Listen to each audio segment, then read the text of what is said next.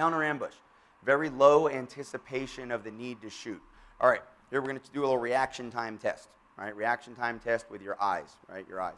So here's what I'm going to do. I'm going to give you a command. My command is either going to be, we're going to make it easier for you this time. I tried it the other way, guys, on Friday. You guys are going to do better. Here we go. If I say left, I'm talking about that screen. I want you to immediately look at that screen, everybody. If I say right for you, I want you to immediately look at that screen. All right, everybody's ready? Everybody kind of go to neutral. Ready? Look at the podium. All right. Questions now. Anybody not find the podium? Was that okay? Intellectually, wasn't confusing. You knew what I meant. You found the podium, right? Everybody looked at the podium. From what I saw, everybody looked at the podium probably in about less than a second.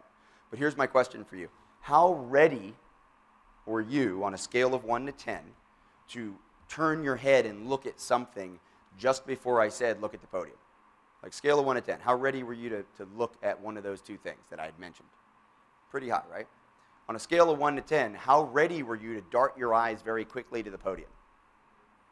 Probably about a 0, right? Because that wasn't really an option. But intellectually, you were able to figure it out, right? So that's the difference between general readiness and true anticipation of what you're about to do. Does that make sense? So you were 50-50. If I said, how ready were you, scale of 1 to 10, to look at that screen? 5.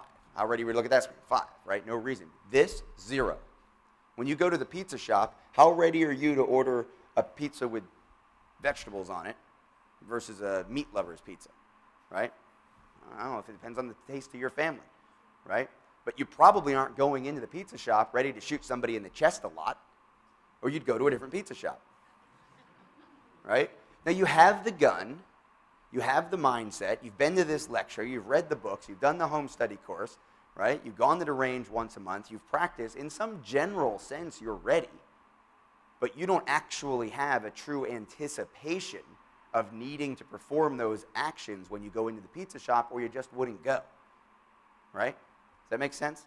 So there's a huge difference. So the way we've approached situational awareness in the conversations in our community for a long time, I think is really flawed. It turns into a safety blanket. It turns into a security blanket, right? How many of you try to sit with your eyes on the door at the restaurant, right? With your back up against the wall, try to watch the door, right? That's a situational awareness thing. Condition yellow, condition orange, all that stuff. How many of you who choose to do that and go out of your way to do that sometimes also order off of a Braille menu so that you never have to look down? Right? So like all that stuff, it's easy to sit with your back to the wall and watch the door, but to truly have this idea that I am condition orange at all times, that's not a thing, right? You look like John Belushi running up the steps of the dean's office all the time.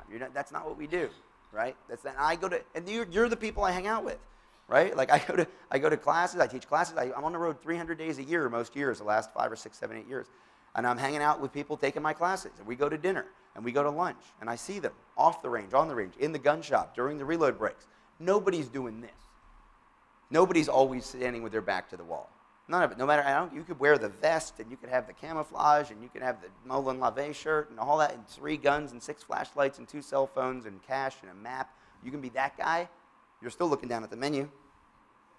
So there's a moment when that situational awareness thing doesn't really pan out.